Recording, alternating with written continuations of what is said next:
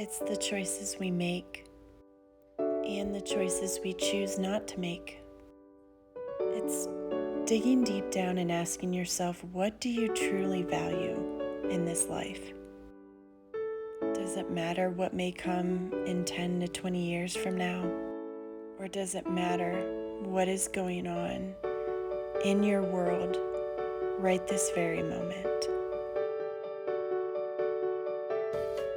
You see, there are things going on in the world and even in your life right in the very present, but you may not visually see it, you may not physically sense it, but it's happening and it's impacting you and the world around you. So what does this all mean? In this day and age, we must ask ourselves, are we making choices and decisions that benefit the planet as a whole? Some may ask, why should we care about our oceans and wildlife? What it boils down to is awareness and understanding, choosing to understand other living creatures other than ourselves, and choosing to take action on the climate crisis within our home. So here's my story on why I started caring about the choices I make and choose not to make. Welcome, friends, and thank you so much for being here and making it this far into this video. I have such a full heart, and my gratitude goes out to each and every one of you who have sent your positive energy this way, who continue on a daily basis to fight for these causes of wildlife conservation, oceanic ecology, sustainability, wherever your heart has guided you in those arenas of life. I thank you so much.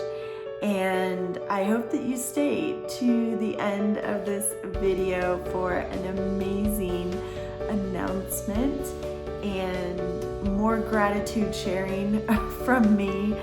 I cannot believe that we are coming up on 1 year anniversary in about a month and a half. And for TECA, it's been a beautiful awakening, and I cannot wait to share that birth story with you. So without further ado, we will start at the beginning.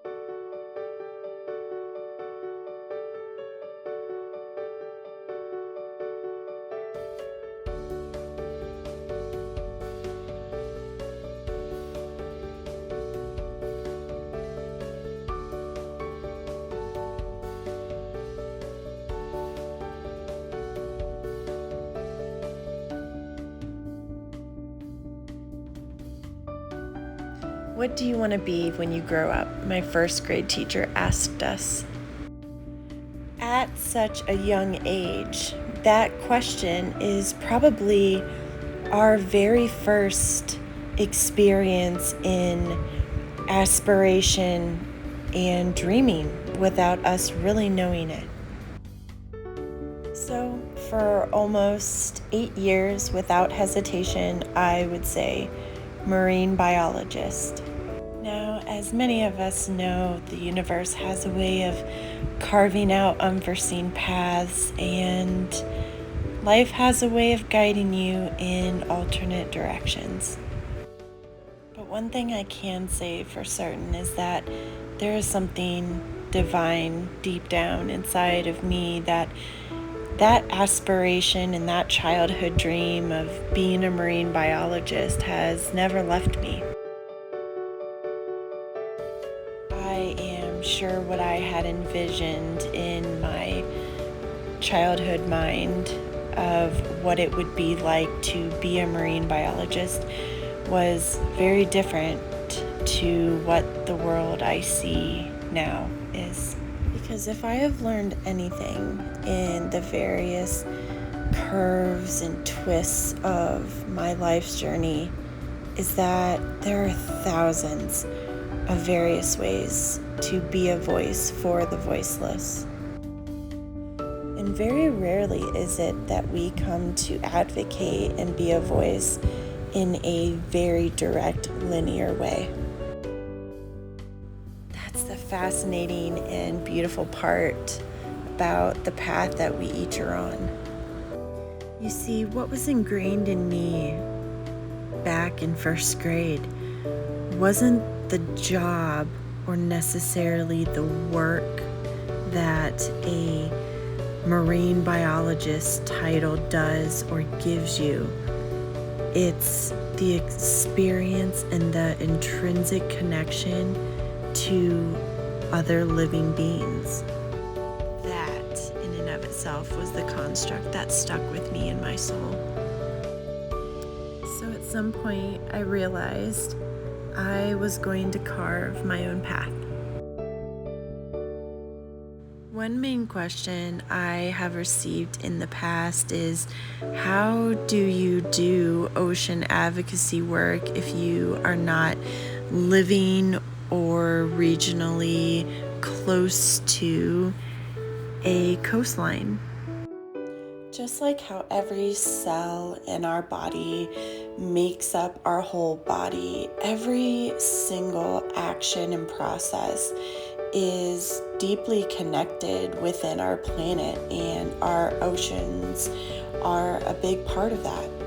So I quickly realized that the region or location where I was not going to be what impacted oceanic conservation. It was going to be my daily choices, and whether those choices were when I was at a grocery store and if I was going to choose to purchase something that was ethically sourced or not, or if they were going to be the choices to use or not use single-use plastics. Those were going to be the most impactful choices on our planet overall. So how does oceanic conservation factor into how the Earth's Choice Apothecary was born? I strongly believe that as the growing climate crisis has been devastating the planet and the world around us, my first grade self started whispering to me and really pushing and guiding me to do something more. And I'm really thankful I listened. TECA was founded on this principle of awareness, and it's an awareness-driven community filled with beautiful souls and beautiful people who want to truly take action and impact the marine life and impact the health and stability of the oceans. And the mindset doesn't stop there. It encompasses so much more than just the ocean itself. It's the ecology within it. It's the marine life. It's the plastic pollution that is causing the habitats to decline. So from the sea turtles living in the ocean to the domestic animals within our families, it's something that is important for us to truly take action on and care about. So my hope was to build TECA as a community and as a bridge to fill that gap between families and the community members who felt that they could not actually impact conservation and sustainability in a way that those on the front lines could.